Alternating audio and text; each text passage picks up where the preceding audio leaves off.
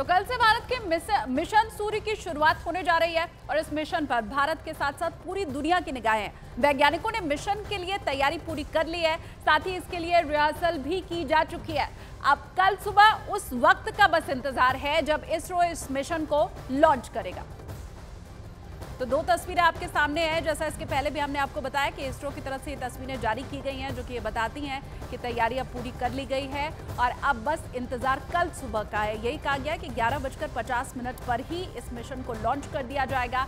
तो पूरे देश की ही नहीं बल्कि विश्व की निगाहें, पूरे विश्व के जो वैज्ञानिक हैं उनकी निगाहें अब इस मिशन के ऊपर हैं और उसके पहले की जो तैयारियां हैं, इसरो की तरफ से जारी की गई जो तस्वीरें हैं, वो भी लगातार आपको हम दिखा रहे हैं।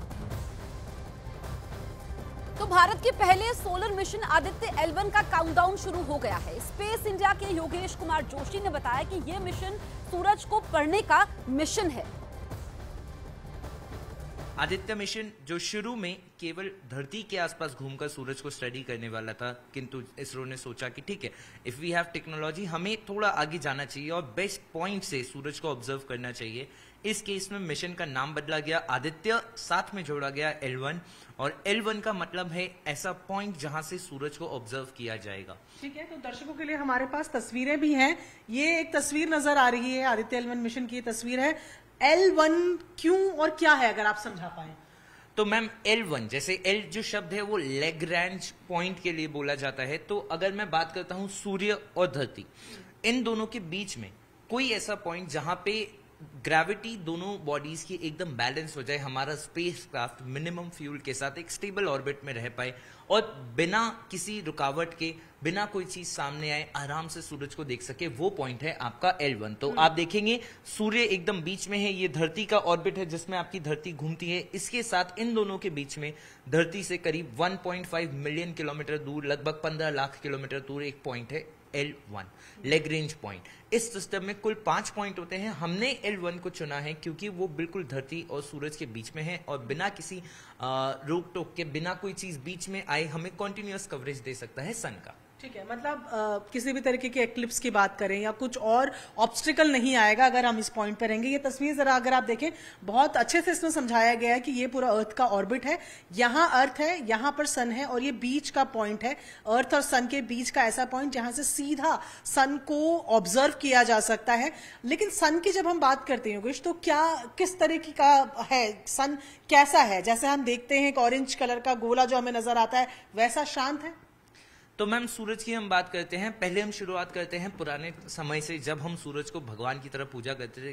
बिकॉज धरती पे जो लाइफ है वो सूरज की वजह से ही पॉसिबल है। जब तक हमारे पास टेलीस्कोप से ऑब्जर्वेटरीज नहीं थी, तब तक हम समझते थे सूरज एक ऑरेंज बॉल की तरह आपको नजर आता है। किंतु जब हमारे पास ऑब्जर्वेटरीज आई, हमने सन को स्टडी करना शुरू किया, तो हमें ये समझ आया सन एक स्टेबल बॉडी नहीं, एक स्टैटिक नहीं, it's a very dynamic body, जहां पे हर सेकेंड तूफान आ रहे हैं। किस चीज के तूफान? गैस के तूफान। सो सूरज बना हुआ है आपका प्लाज्मा से, जो बहुत ही ज्यादा हॉट आयनाइज्ड गैस है। अब अगर आप उसका, सूरज का अगर आप एक पिक्चर देखते हैं, तो हम जो देखते हैं वो हमें दिखता है एक ऑरेंज कलर का गोला।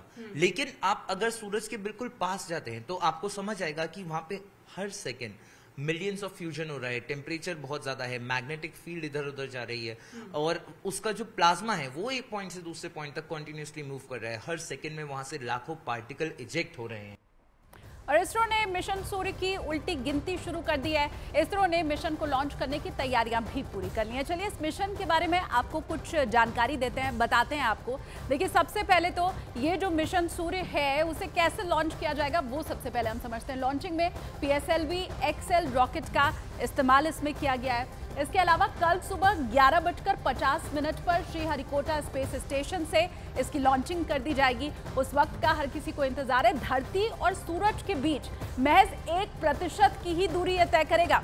अभी उसके आगे भी एक लंबा फासला है, उसके आगे जो सूर्य की दूरी है काफी है। और कल लॉन्चिंग के 127 दिन बाद, मतलब कल से 127 दिन आगे ये सूर्य के L1 पॉइंट पर पहुंच जाएगा और फिर उस पॉइंट पर पहुंचने के बाद ही सूर्य का वो जो डेटा है भेजना शुरू करेगा और उसका अध्ययन करेंगे हमारे वैज्ञानिक। तो चंद्रयान 3 की सफलता के बाद अब इसरो की नजर आदित्य L1 पर है, जिसकी उल्टी गिनती शुरू हो चुकी है। आदित्य L1 इसरो सूरज का अध्ययन करेगा और सौर तूफान की जानकारी भी जुटाएगा। चांद के बाद अब क्या है सूर्य के लिए इसरो का प्लान, आपको इस रिपोर्ट में हम दिखाते हैं।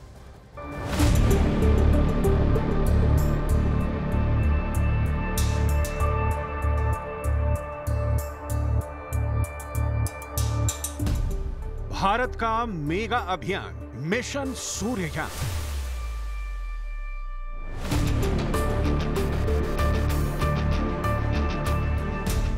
इसरो के फैसले से नासा भी हैरान।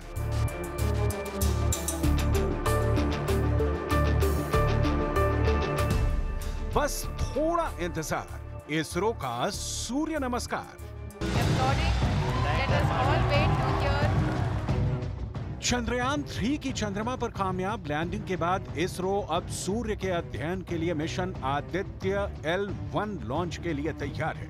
काउंटडाउन शुरू हो चुके हैं। 2 सितंबर सुबह 11:50 का समय फिक्स कर दिया गया है। Aditya L1 mission that is getting ready at Sriharikota. ये सूर्य की स्टडी के लिए पहला भारतीय अंतरिक्ष मिशन है, जो सूर्य का अध्ययन करने वाली पहली स्पेस बेस्ड इंडियन लेबोरेटरी होगी। ये सूर्य के चारों ओर बनने वाले कोरोना के रिमोट ऑब्जर्वेशन के लिए डिजाइन किया गया है। मिशन मून के लिए